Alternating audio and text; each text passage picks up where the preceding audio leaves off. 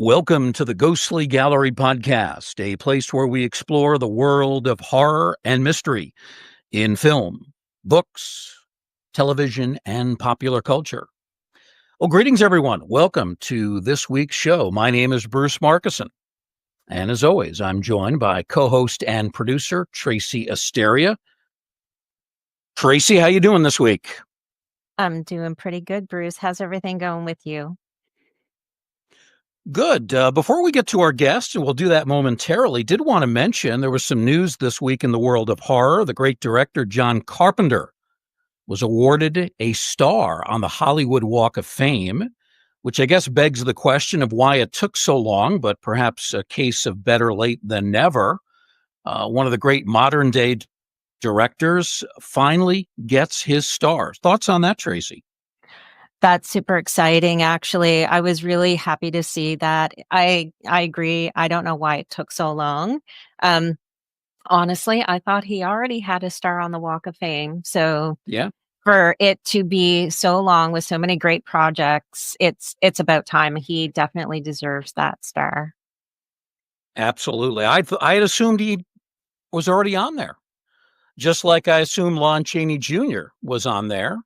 And we, of Yes. course, talked to his grandson, Ron, a few months ago. And of course, he is not honored yet on the Hollywood Walk of Fame. And that's something that Ron and other fans of Lon Chaney Jr. are trying to change. But certainly deserving for John Carpenter. I mean, you think about his most iconic film, Halloween, but there have been lots of others too. The Fog, Escape from New York, They Live, Vampires. We could go on for quite a bit. So many worthy films. So that was certainly good to hear about that. Yeah. All right. Now on to the main attraction for this week's show. And this week, Tracy, we have the pleasure of talking to Dr. Steve Haberman. Steve is a screenwriter, author, producer, and film historian. He has written stories and screenplays for 4 feature films, 3 with Mel Brooks. He has also written documentaries on Val Lewton and the films adopted from Edgar Allan Poe's literary works. And he's done film and DVD commentaries for countless movies. I'm going to name just a few.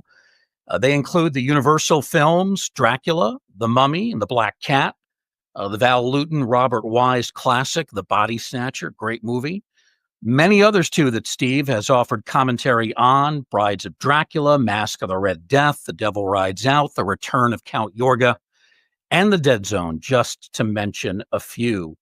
Steve, we want to thank you for joining us. Welcome to the Ghostly Gallery. How are you? I'm good. I'm a little spooked, there's too many ghosts in this gallery. Yes, for those watching our video version on YouTube, the background is rather spooky. Looks a bit like an attic. And that chair has me thinking of the classic film from the early 80s, The Changeling, kind of reminiscent of that. Yeah, We're going to start the program off with Tracy. Yeah. Tracy's going to lead off with our first question for Steve. All right. So, first of all, Steve, it's great to meet you. And my very first question for you is, for my curiosity, what is the very first horror film that you watched that scared you to death? Do you have a really scary horror film that you couldn't sleep for days after watching it? Yeah, I do actually. I'm pretty sure the first horror movie I ever watched was the 1931 Dracula. I saw that on TV, and it didn't scare me so much as fascinate me. Um, Mm. I mean, Bela Lugosi and the idea of vampires. I was very young, very, very, very young. And I mean, if I had been a neighbor of my parents, I would have called social services. But I was the victim. And my mom actually, after I saw Dracula, she went and got the book from the library. And I remember us sitting on the steps of our modest little bungalow in Long Beach, California, and her reading the beginning of Dracula to me, you know? And but the first movie that really scared me, that really disturbed me, was House of Wax with Vincent Price. Because in my childhood, color TVs were rare. Mhm. And our neighbor had a color TV. And every Sunday night, Channel 9 would have a program called $1 Million Movie. and they must have gotten the Warner Brothers library or something. They would show, Calamity Jane, or they would show Boy and the Dolphin, or High and the Mighty, some color movie, and we would always go next door, and I would lay on the floor of my neighbors and watch her color TV. And one evening, it was House of Wax, so I innocently went over there with my little brother and my parents, and we sat and we watched this movie, and I was on the floor looking up at House of Wax in color. And it was a foggy night, and that movie really disturbed me. It really, really disturbed me. The facial destruction through fire was frightening to me. The sort of necrophilic love that Vincent Price had for his Marie Antoinette statue was disturbing. I couldn't have labeled it as I did now in Freudian terms.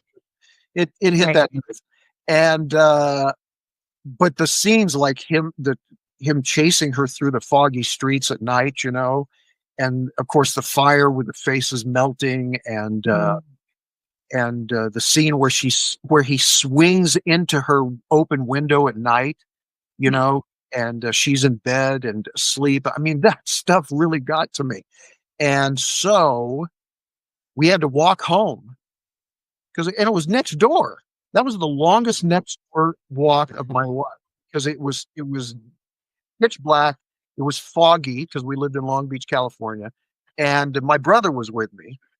And I didn't even have the wherewithal to sadistically frighten my brother, which was something that I would normally have done. I was too scared, And ever after that, if I was ever in the dark or I was home alone or stuff like that, the thing that I most dreaded was seeing that burned face, that burned, twisted face of Vincent Price in House of Wax. So that was the first movie that frightened me, and I'm pretty sure I had dreams about it, of him swinging into my window. I didn't know that was a thing.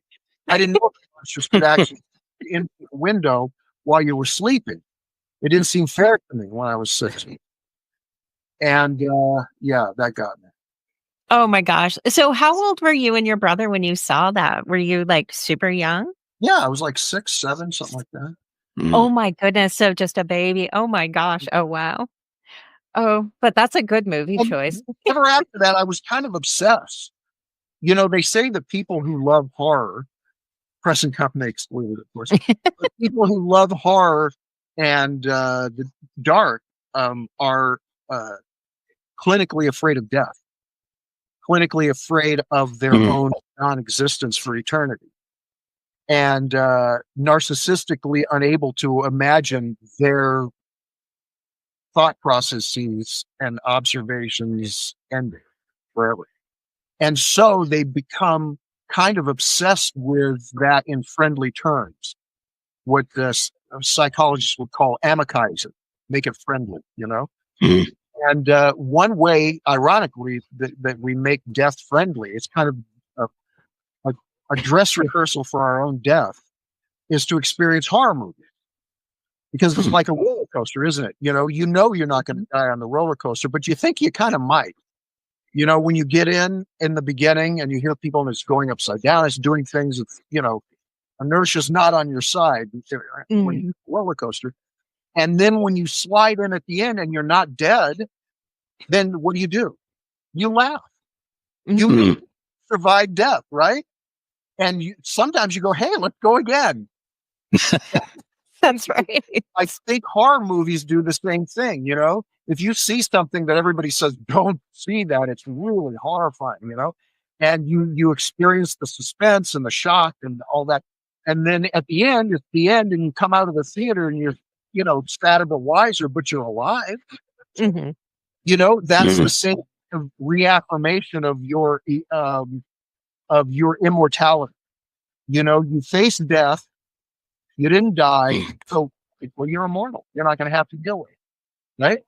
So that's the psychology of it, and that's pretty much what I just kept repeating, and repeating as a kid. I watched all the Universal movies. I made my mother take me to the drive-in to see the Hammer movies, which she liked. She liked the set decoration and the costume, and she liked Peter Cushing and Christopher Lee. I think my mother kind of was. They were hot. And then, of course, Vincent Price Poe films, which were my favorite. Mhm. And so, yeah, no wonder she went. Yeah, she had to take me to all those movies.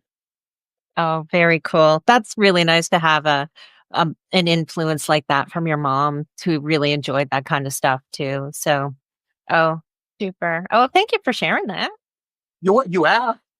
I know. I was so curious. I'm always curious about what's the Strangers and just unload myself. You have to ask me questions.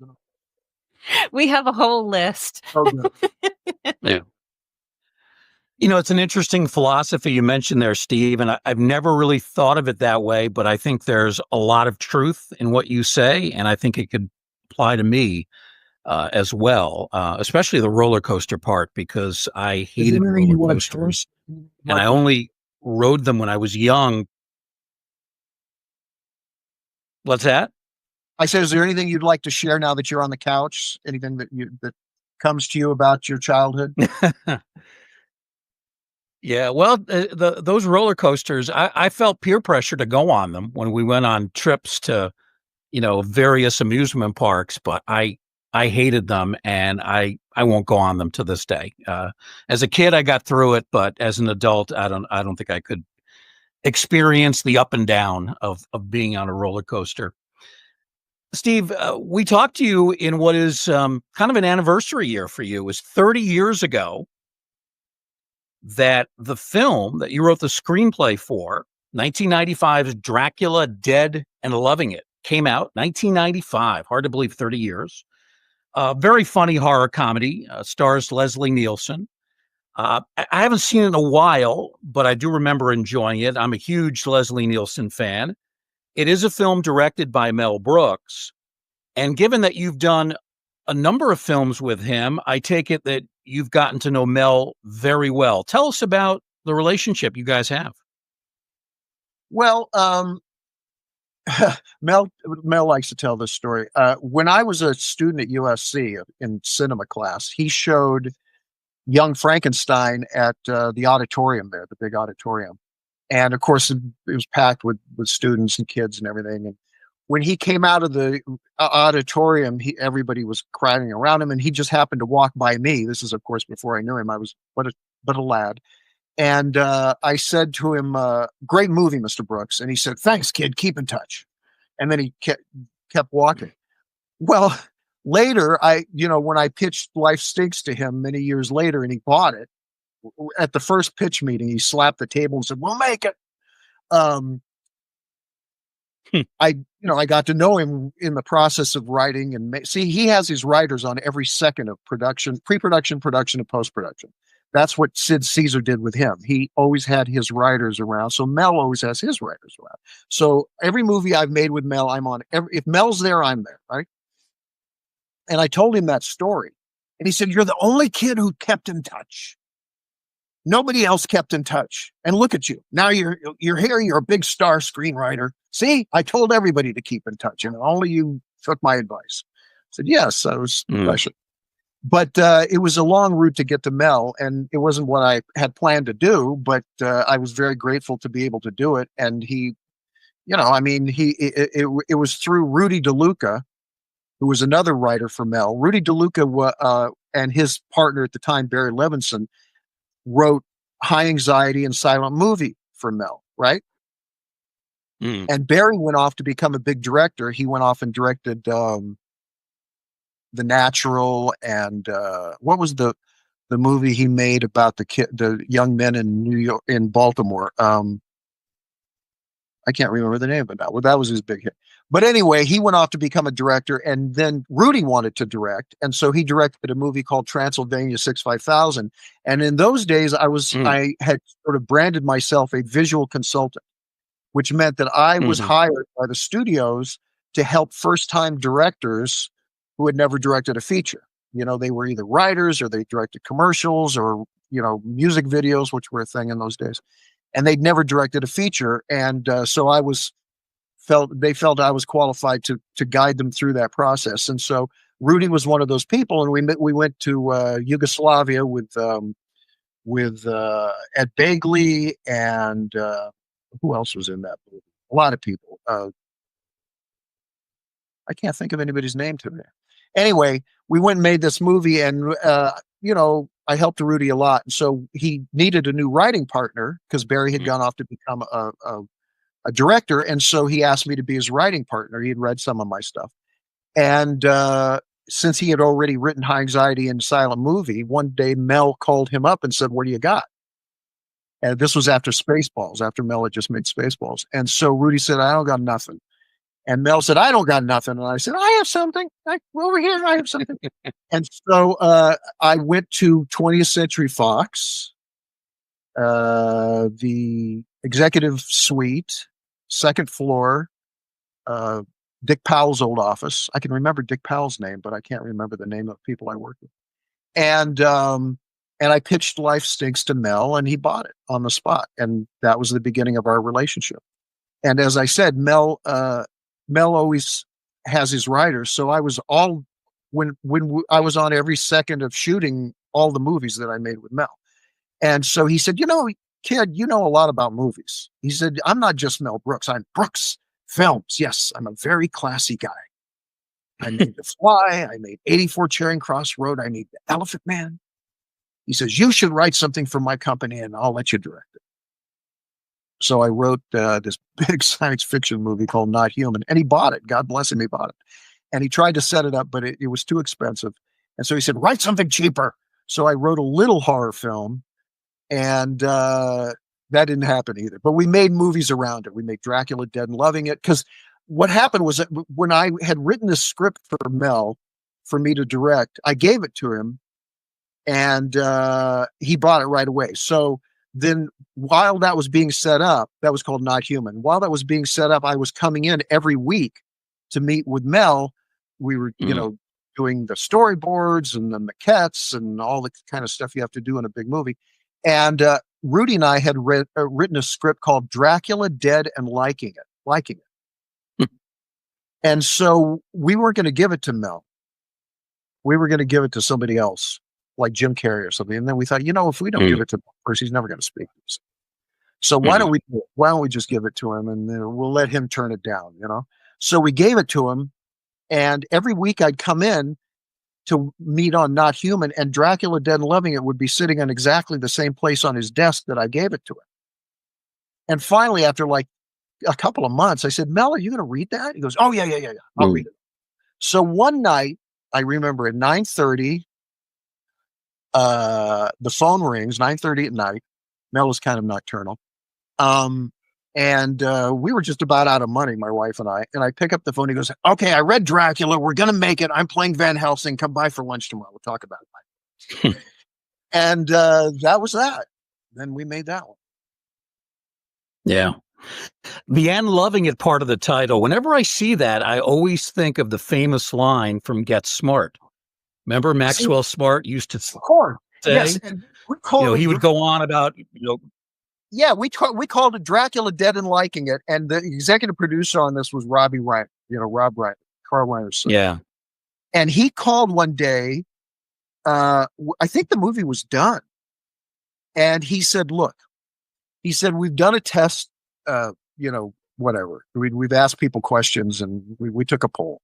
And if you will change, I'm not going to force you," because he wouldn't force Mel to do anything. "I'm not going to force you to do this, but we will add $1 million to the advertising campaign if you will call the movie Dracula Dead and Loving It." And so Mel, God bless him, he hung up and he said to me, "Well," I said, "Of course, you could for $1 million. Yes. Yeah. Change that title. You could call it Frankenstein Dead and Loving It. I don't care. For $1 million, let's do it." And he said, "Okay, good. All right." So that was that. Yeah, that's a good choice. Tell us about Leslie Nielsen. Did you get much of a chance to talk to him at all? I mean, were you on set? Leslie loved me. You know why? Because I knew his whole career. We ended up talking a lot about Forbidden Planet, a lot. Really? As a matter of fact, one time, he's sitting there dressed up like Dracula, and I'm sitting next to him. We're talking about Forbidden Planet, and the first AD comes over and says, "Leslie, we're ready for you now." He goes, "Hey, I'm talking about Forbidden Planet here. You can wait." So he enjoyed talking about his career. He told me he was actually MGM's choice for Ben-Hur. Can you imagine that? Really? Yeah, it wasn't going to be Charlton Heston. It was going to be Leslie Nielsen. I can't even imagine that. But, Yeah. William Wyler wanted Charlton Heston, and the rest is history. But, yeah, I got along with Leslie a lot. He was a nice guy. Leslie, he was a comedy star when I worked with him. He had done the Naked Gun movies and Airplane and so on. Mhm. And so when I was working with him, he was known as a comedy guy. People had forgotten, that he was a television star and he was a dramatic star. And, in the 50s, he was a contract player at MGM and so on. And he he always carried around what he called his fart machine, which was just a Right. rubber thing that you did, right? And he would do that at the least appropriate moments, right? And we're waiting for them to set up something big. And next door, uh, Oliver Stone is directing Nixon with Anthony Hopkins as Nixon, right, in the soundstage next to us. And somebody suggested, "Hey, why don't we go over and watch him shooting Nixon while we're waiting?" Mhm. So we said, "Okay." So Leslie and I, we go over there, right, and he's dressed like Dracula. And we're standing at the back, and they're shooting the famous moment when Nixon is up at the podium in the White House press briefing room, and the whole press is there, right? All these extras, and they start like bugging him about Watergate, and he storms off and he pushes the press secretary up to the podium to field all these questions. And Leslie's standing next to me. Oliver Stone's the director. Anthony Hopkins is the star. It's a big scene with a lot of extras in a beautifully designed set of the White House press room. And I know Leslie's got that fart machine in his hand. And I know what Leslie's capable of.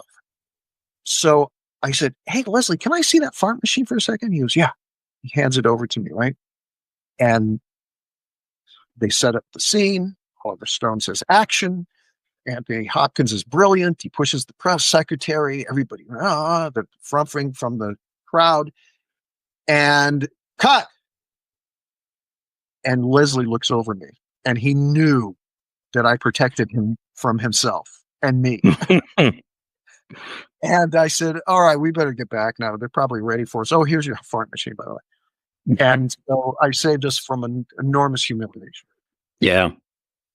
Steve, one other actor I want to ask about from that film, and he's become a favorite actor of mine. He was very young at the time, and that's Steven Weber. You know him at all?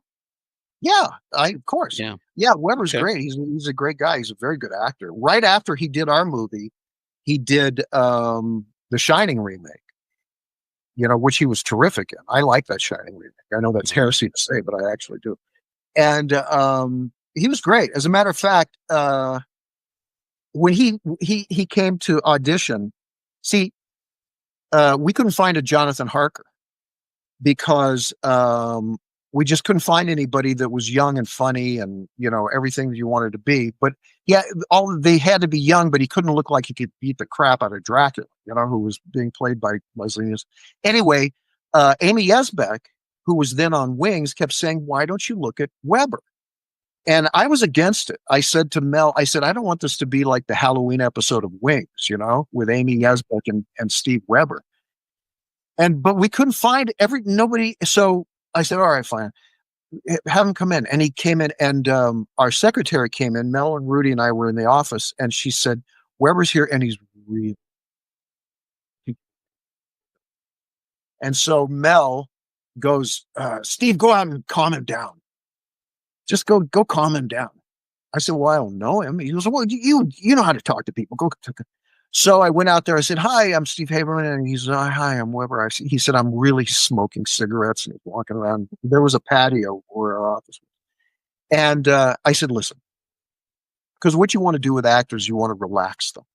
You want them to be, you can't be creative if you're uptight. And everybody who auditions for Mel is uptight all the time." So I said, "Look, here's the dirty list.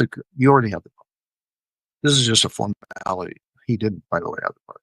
I said, "You've already got the part. Just relax. I'm going to play Seward in the scene that you're going to do, and just have fun with it. Just have fun with it, and and don't worry. He goes, "Are you sure?" I said, "Yeah, yeah. Just relax. Don't make it so important. It's not important. You already have the part." So he comes in, and he was good. He was good. He gave the same kind of goofy British thing that he eventually did in the movie. That's a secret, by the way. Whatever you get in the audition, that's what you're going to get on the day. If they're nervous at the audition, they're going to be nervous at the day. If they're brilliant at the audition, they're going to be brilliant on the day. So he was pretty good. He was pretty good. But he actually did get better and he got the part, obviously. But when we were shooting one scene in particular, I think it was the scene where they were sitting on the bed, Amy and Steve, and she's been bit, so now she's horny, right? And she keeps wanting him to touch her, but it's 1897 Victorian England, so you don't do that. And so Weber's shocked. So I thought he was hysterically funny. And so when it was done, he came around. It was like a 3-sided set, and I was at the video assist, and he comes around and goes, "How was that?"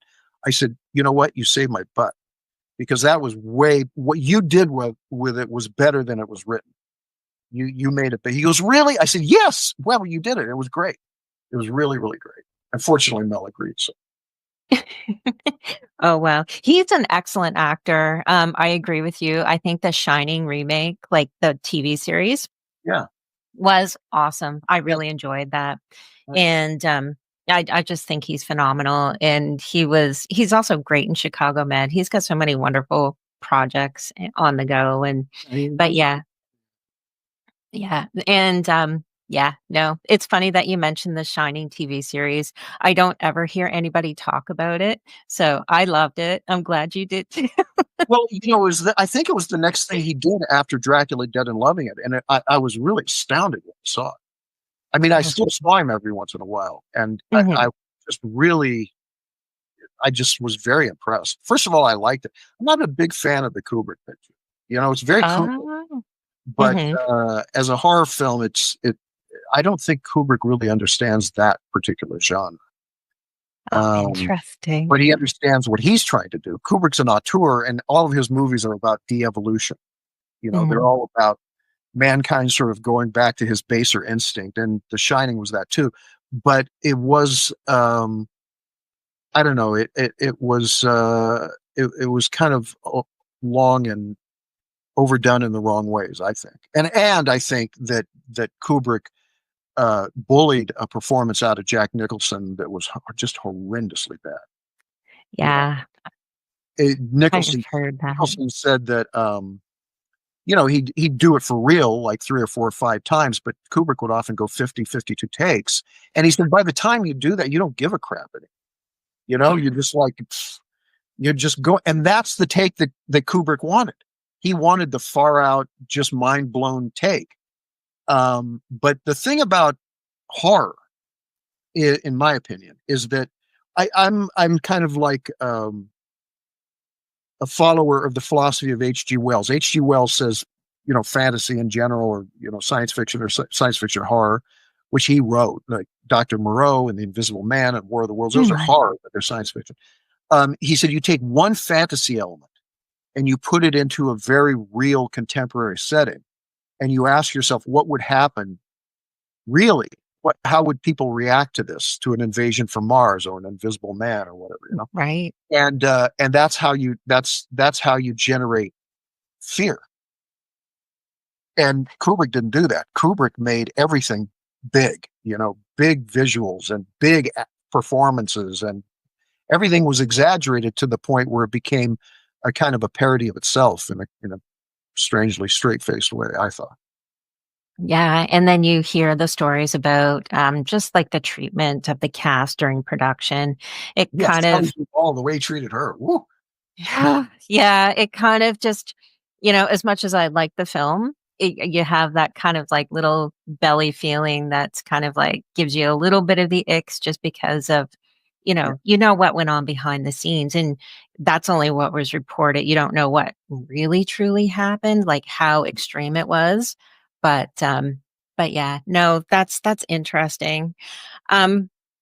I have one more quick question for you about Dracula Dead and Loving It. Okay. You were able to blend kind of like horror and comedy together really, really well for that. How do you balance that kind of a thing? Because I know just there's other movies that have tried to do the same type of thing and they were not successful at it, but you were. Is there kind of like a secret trick for that? Well, horror and comedy are kind of the same thing.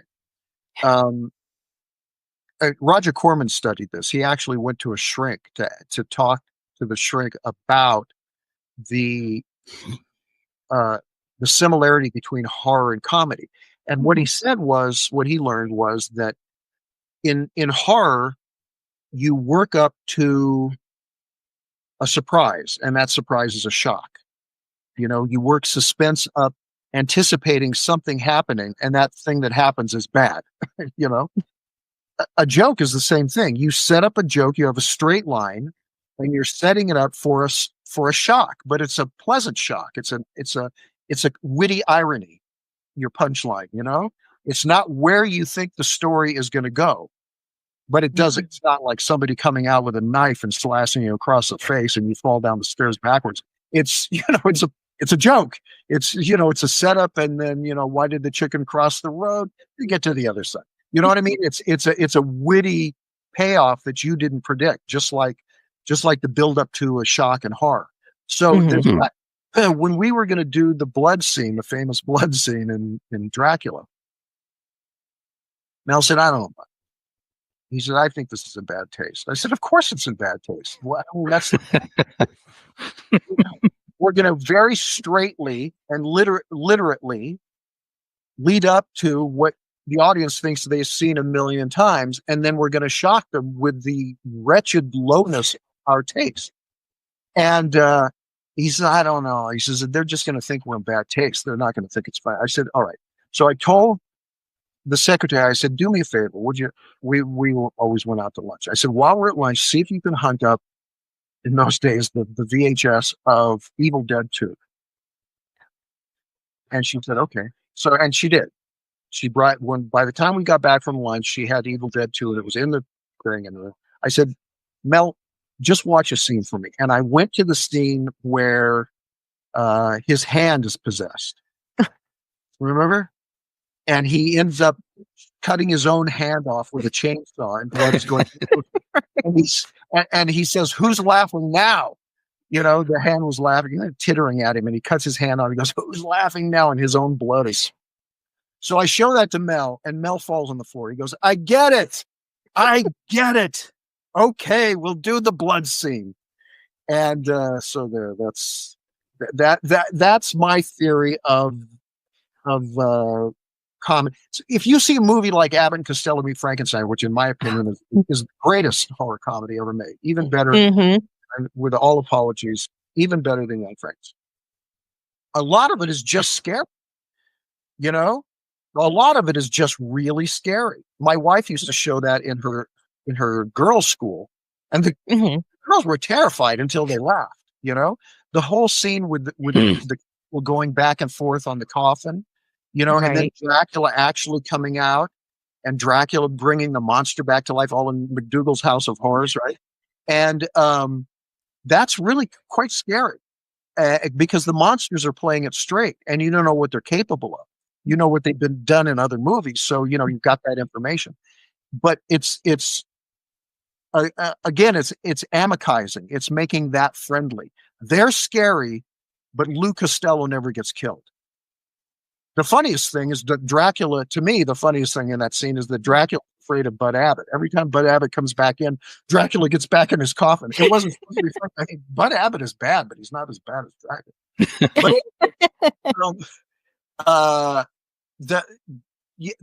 that is, I think, the most skillful use, because in Abbott and Costello Meet Frankenstein, the scary scenes are scary. The scenes with Wolfman and stuff like that, but they have funny payoffs. So it's literally what that psychologist told Roger Corman. Oh, nice. So that's a cool take. Instead of a shock, you get Oh, nice. Yeah, we're both huge fans of Abbott and Costello Meet Frankenstein, so you've struck a great chord there. Did you get the Steve, new we sound? also want to talk about. Did you get the new I'm sorry? soundtrack? Go to No, Entrada I have not. as soon as we're done here. Go to Entrada, Intrada, and order the newly recorded soundtrack, whole soundtrack of the score to Abbott and Costello Meet Frankenstein. It's a Oh, masterpiece. okay. Really? Yeah. Very interesting. So, Steve, you've also written scripts for more serious works. You've done documentaries. One was for a 2005 documentary called Shadows in the Dark, The Val Lewton Legacy. How'd you become involved in this project? I was asked. Somebody, let's see, a producer by the name of Constantine Nasser. Uh, he produced the audio commentary for Dracula Dead and Loving It, and Mel and Rudy and I came in and did this commentary, and he was the producer for it, for the movie Dracula Dead and Loving It, right? And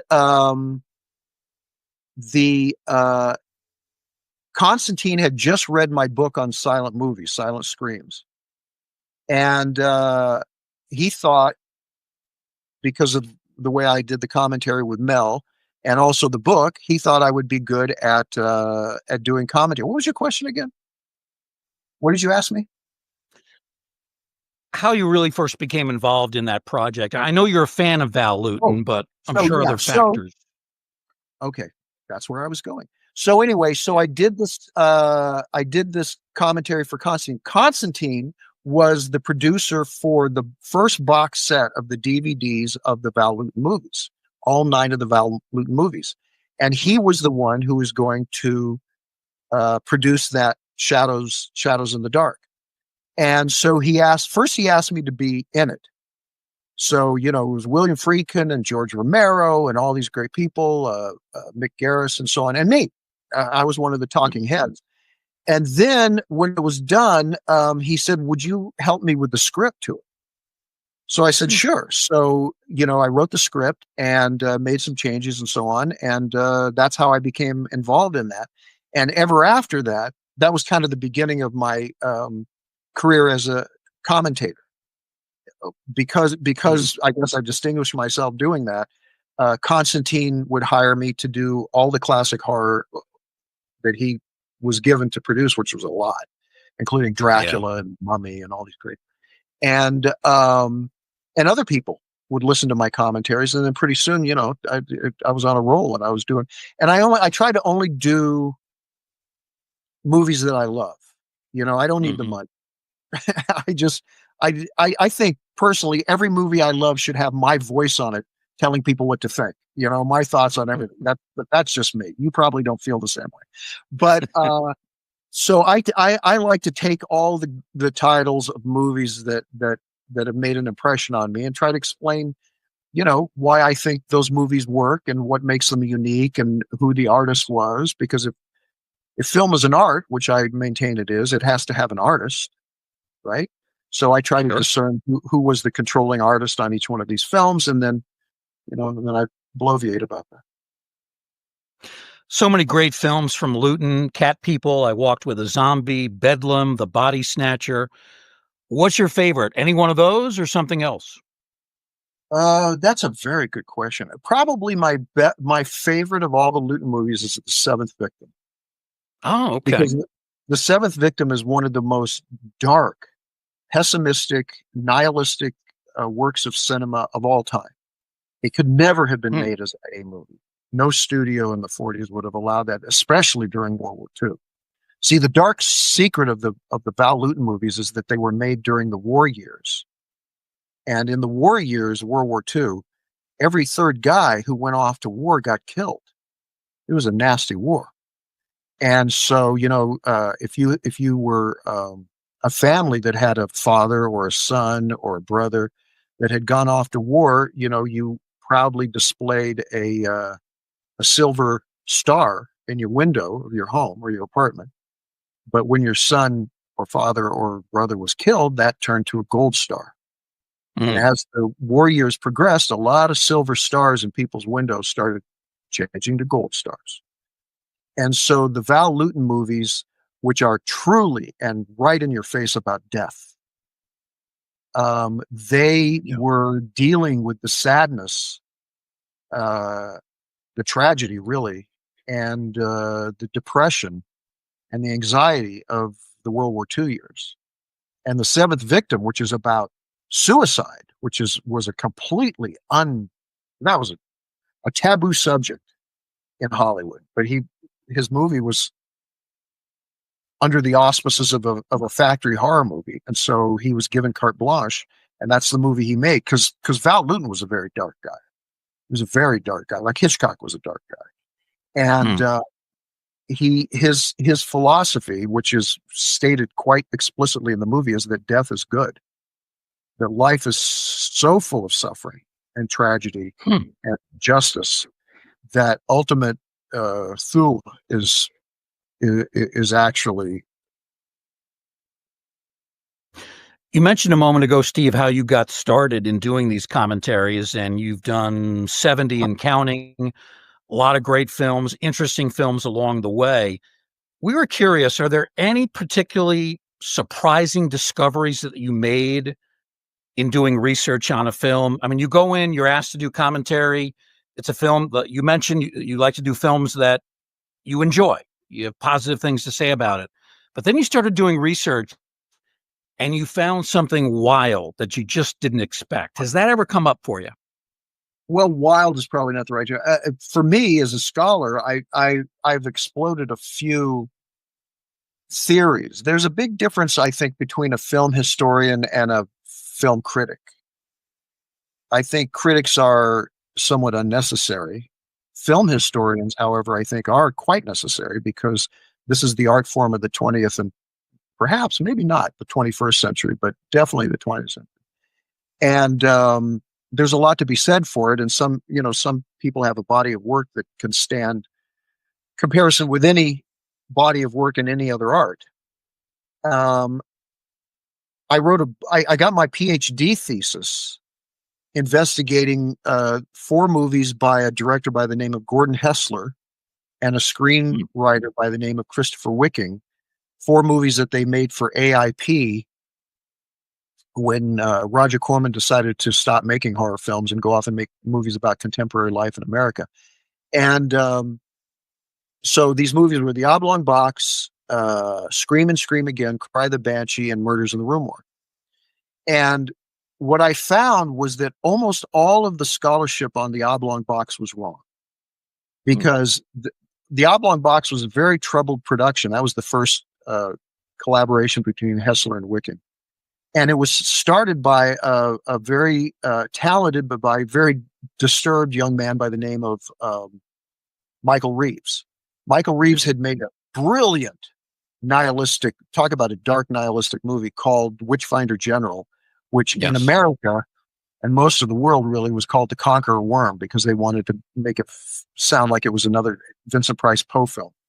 And so everybody always said, well, I wonder what Michael Reeves would have done with The Oblong Box, because he was assigned to do this, but he OD'd the weekend before the Monday that he was supposed to start. He didn't die, but AIP fired him because they said, well, we can't trust this movie with this guy who's so disturbed.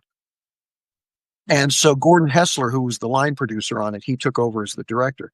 Anyway, what I found out was the script that was shot by Gordon Hessler was pretty much the script that was designed by Michael Reeves. Actually, Gordon Hessler made some improvements. Gordon Hessler, with the help of Christopher Wicking, who was rewriting an original by somebody else, for Michael Reeves.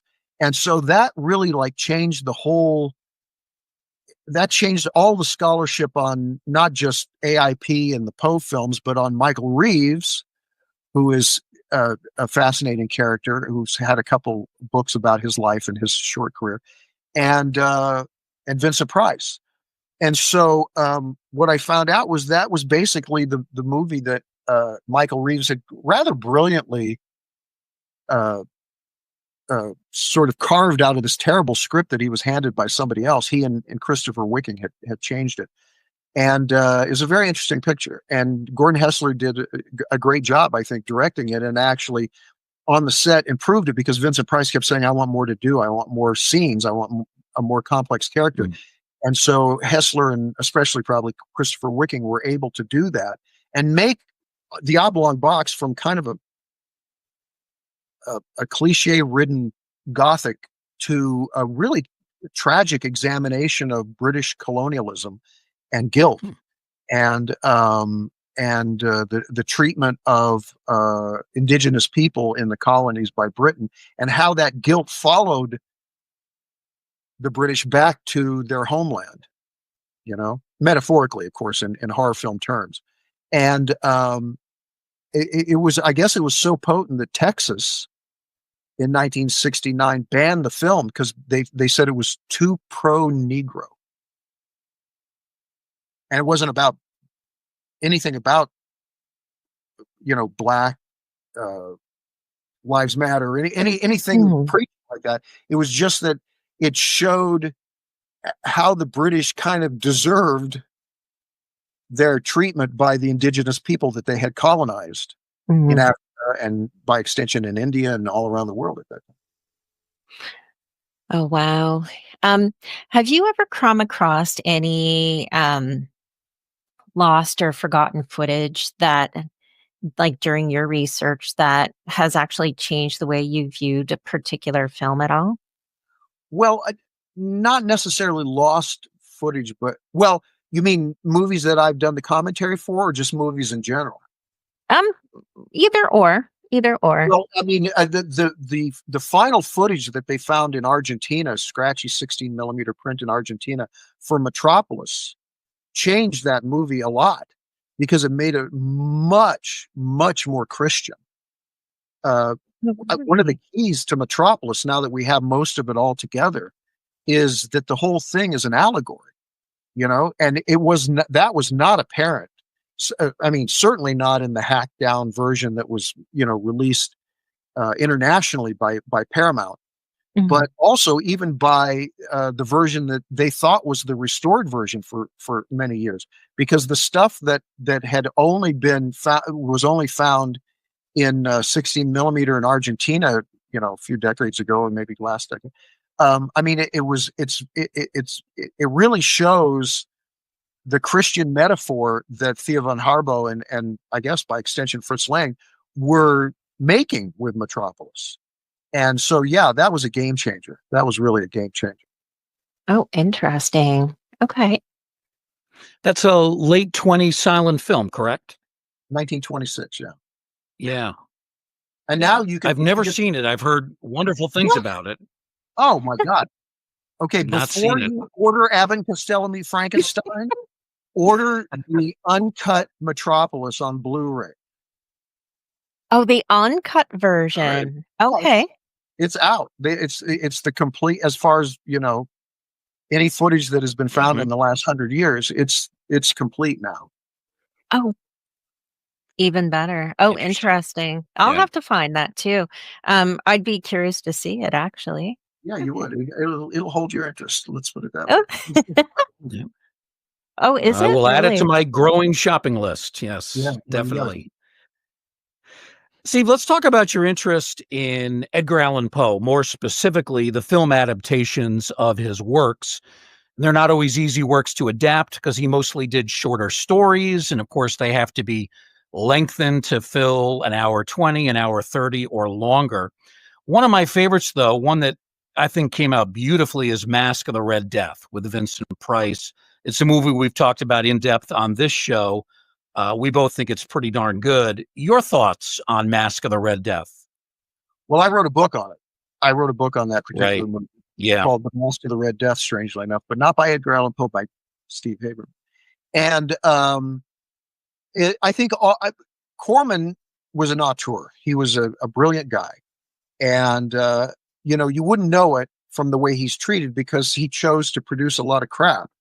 But the stuff he directed is from about, the early 60s, we'll say, maybe the late 50s on, is really quite consistent and quite brilliant.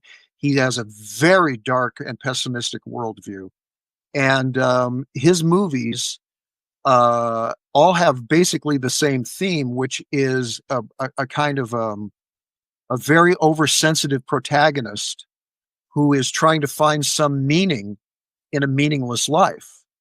Knowing that death is staring him in the face, this protagonist is trying to find some reason to go on, and he's a very sensitive character. He's emotionally sensitive. Usually in the Poe films, an aesthete portrayed by Vincent Price, and one occasion by Ray Milland, but it's kind of the same character. And what happens is, in his quest to find meaning, he destroys himself. And metaphorically, that about half of those movies end with his world, which is his castle or his mansion, burning down, which is like obviously a Freudian metaphor for his life, for his existence. Freud said in dream, and Roger Corman was very into Freud. He was in analysis himself, and he made a lot of Freudian analogies in his films. And in Freudian analysis, in dream therapy, every person, every object, everything in your dream is you. It's some part of your personality that you're confronting, that your unconscious is presenting to you for some perhaps therapeutic reason, or maybe just because you're disturbed by it. It's stuff that your conscious mind doesn't want to hear, and it cuts it off from your consciousness. So it only comes to you when you're unconscious in sleep. And he made his movies, his Poe films specifically, to kind of mirror the unconscious. Like, for example, and the brilliant thing is that Poe was doing exactly the same thing, but he did it before Freud. Poe was doing the same thing in his poetry and in his short stories that Freud would later do in dream therapy, but he did it poetically, whereas Freud tried to codify it scientifically. Like, for example, if you ever read Poe's poem, The Haunted Palace, which is contained in the short story that followed The House of Usher, you'll come to realize that the haunted palace is a human head, and the windows are eyes, and the door is a mouth, and the flags are the hair. And when he talks about in the olden times that the king of the haunted palace was a happy man, everything he said was wise, music came flowing from the door, and the colorful flags were flying. Well, that is the virtue of youth. But then says in the poem, then dark things invaded, and pretty soon the windows were glowing red, and only discordant music was coming from the door.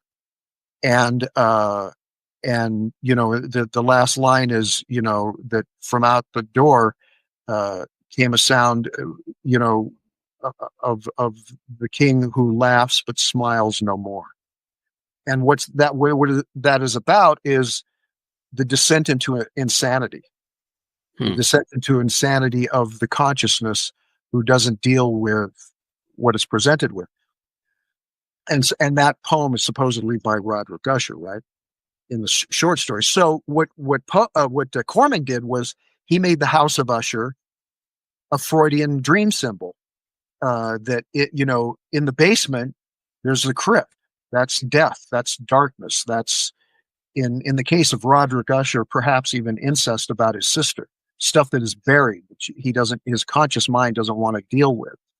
On the conscious level is Roderick Usher, who is overly sensitive. He's easily disturbed by sounds and sights and tastes and people, and he wants to be in control so much that he's not presented with anything that shakes up his reality. However, his sister is still there, and he keeps talking about his love for his sister, and then this man comes to take his sister out of the house in a sort of a healthy relationship of man and woman, and she wants to go, but Roderick has his sister convinced that she's sick.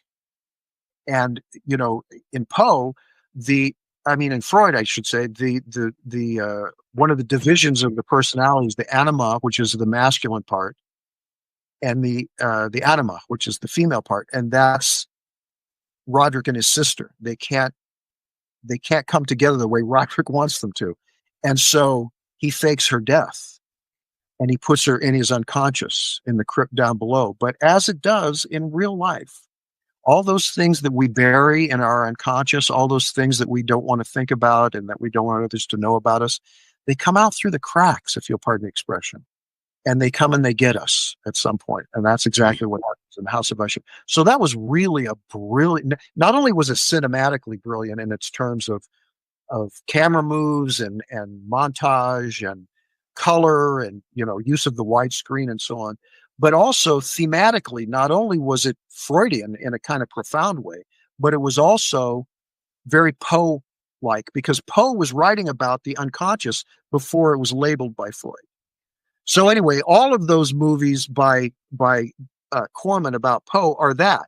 And what Corman would do is he would use the short story by Poe as the inspiration, number one, and also as Act 3.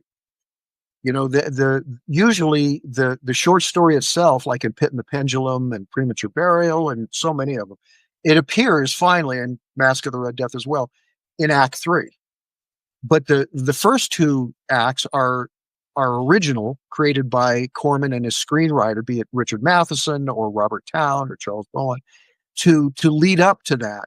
And in those first two acts, what Corman tried to do is explore the personality of the protagonist, this aesthete who's trying to kind of make his own world, crumbling. And his life usually crumbles because of the entrance of a sexual woman. The reality of a woman comes to him who challenges him sexually.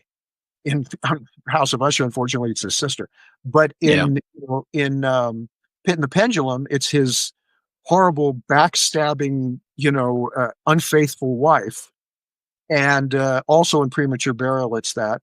And but in Mask of the Red Death, quite interestingly, it's a rather virginal Christian girl from the village, because what Prospero has done in Mask of the Red Death is he thinks he's built this fortress to keep death out through worshiping Satan.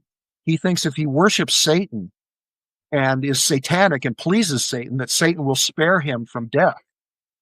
But one of the last things death tells Prospero is death has no master. Mm. Death doesn't answer to God, and death doesn't answer to Satan. And so Yeah. all of Prospero's efforts, including his effort to corrupt this sweet, innocent Christian girl who he actually falls in love with, were for nothing.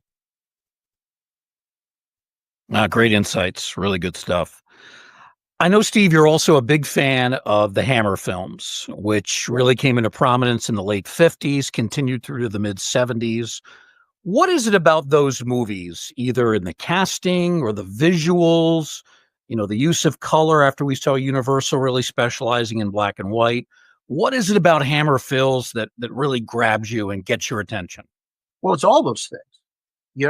They consciously, Anthony Hines, the producer at Hammer, who was the most dialed into Gothic, he really wanted to make the movies different than the Universal films.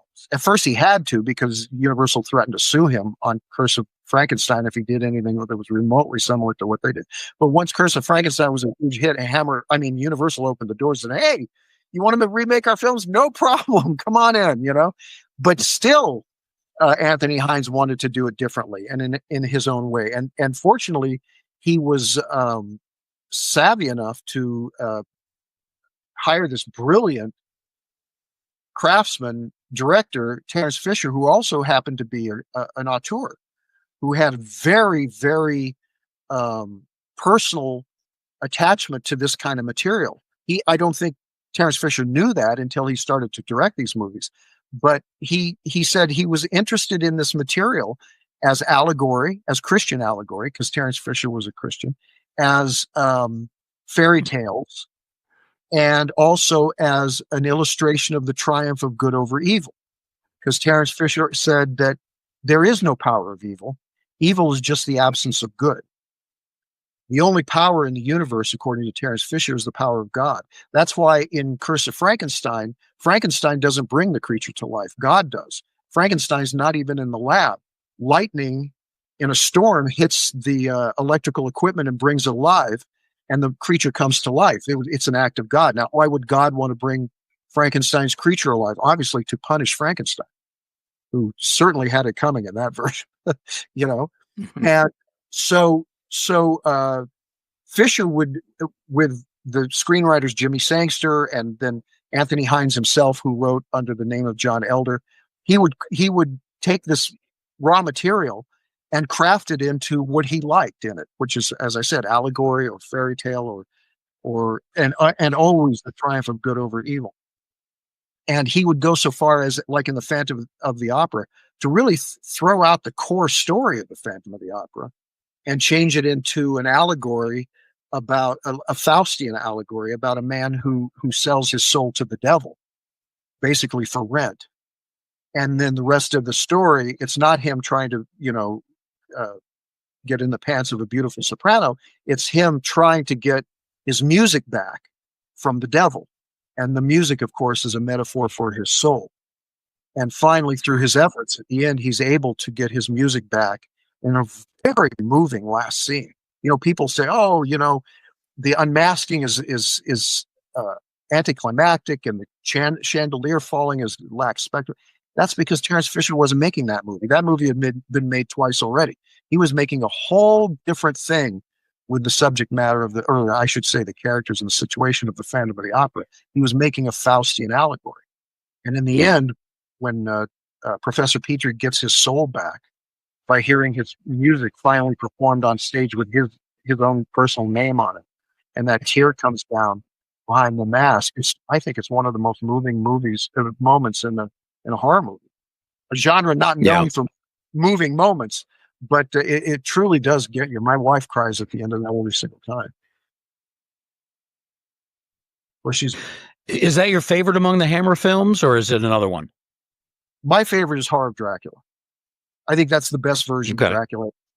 My favorite scene in any vampire movie is the scene where Michael Goff goes down there to find that his, sister's not in the crypt, and she shows up with the little girl, and all of a sudden Van Helsing appears with a cross and touches her forehead with a cross, and it burns her forehead. The power of good burns into that corpse forehead, and she runs in there, and then Van Helsing goes in and drives a stake through her heart. She's screaming and blood and all this, and then he brings Michael Goff over to look down in the crypt, and she's beautiful. I think that whole section, maybe like 10 minutes, is that's everything you need to know about vampires, vampire literature, vampire as a metaphor for good and evil, the way he uses color, camera movements, sound, music, can't be topped, I think.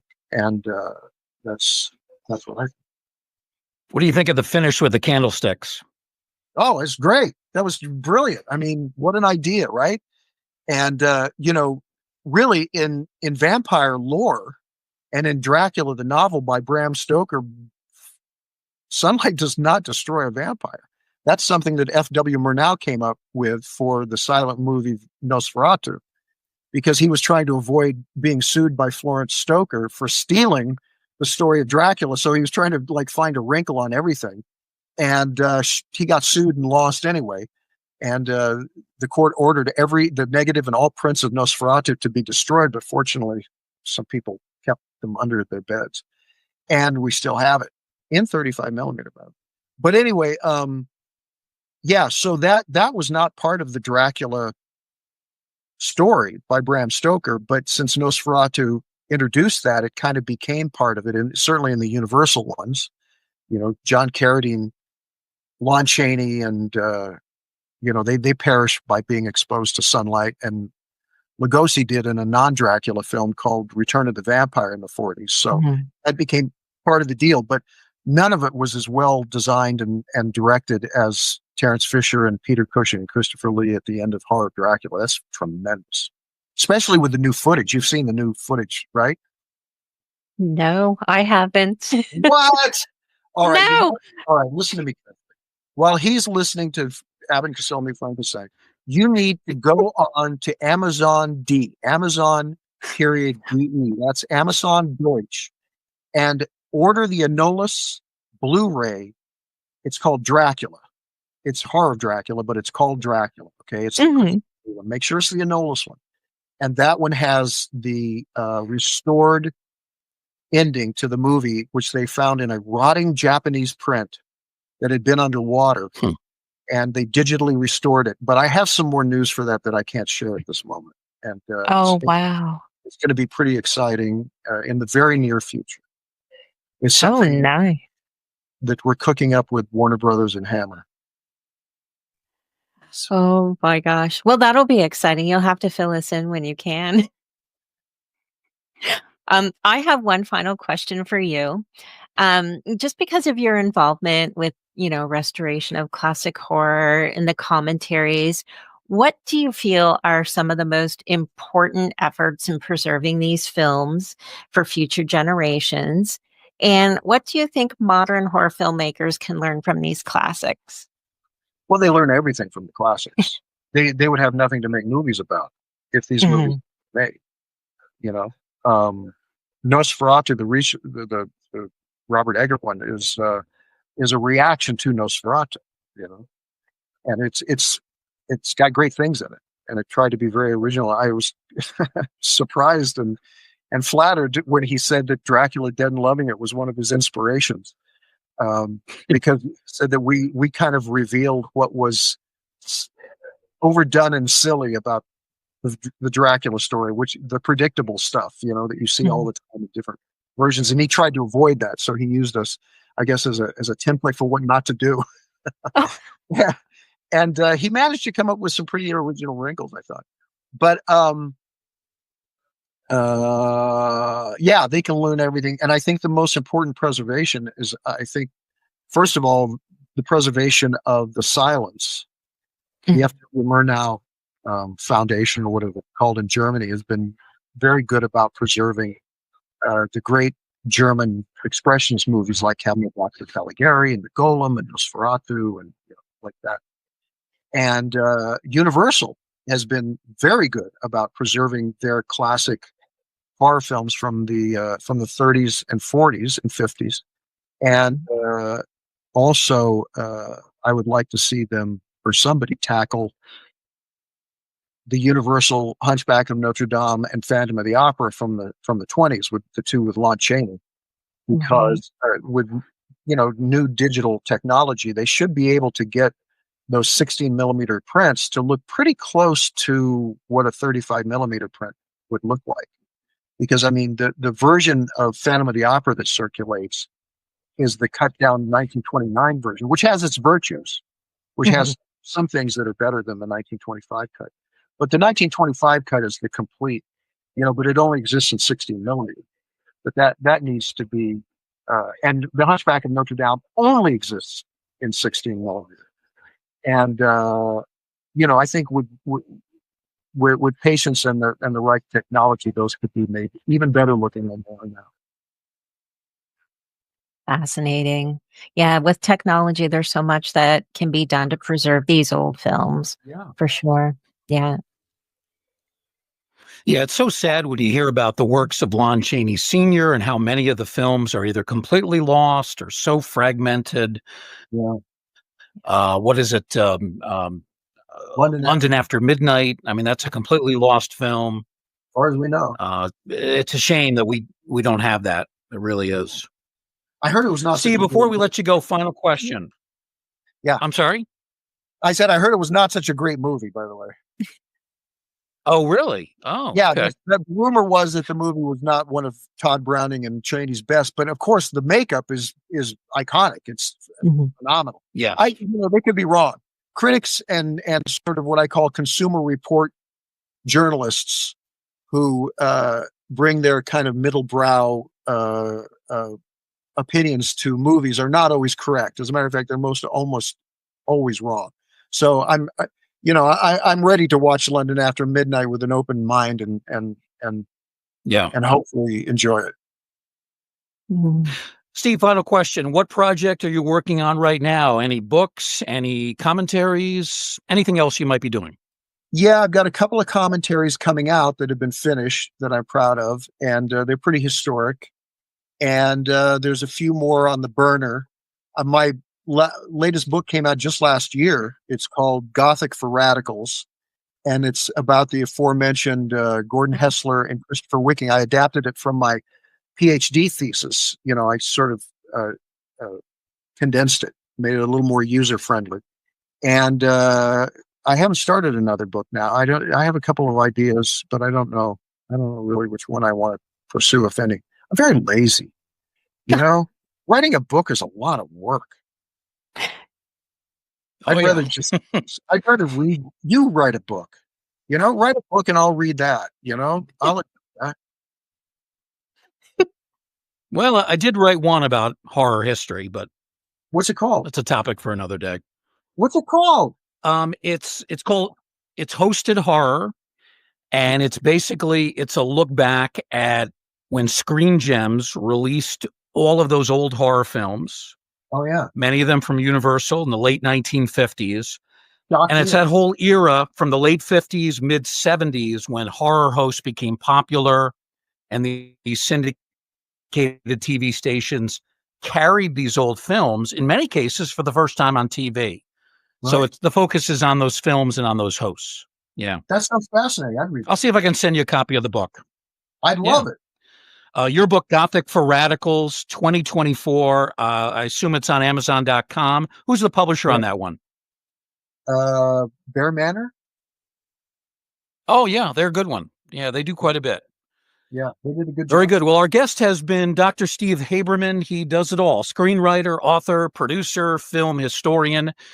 He's done DVD commentaries for countless films, including some of my favorites like The Dead Zone, The Brides of Dracula, Mask of the Red Death, and of course, The Body Snatcher, along with some of those Universal classics as well. Steve, we really appreciate your time. Thanks for your wonderful insights over this past hour. My pleasure. It was most enjoyable. Our guest has been Steve Haberman. We thank him for joining us here on the Ghostly Gallery. We, of course, thank Tracy Asteria for all her good work as co-host and executive producer of this show. We thank all of our listeners. We appreciate that you have joined us in this Museum of the Macabre. And we do hope we'll see you again next time right here in the Ghostly Gallery.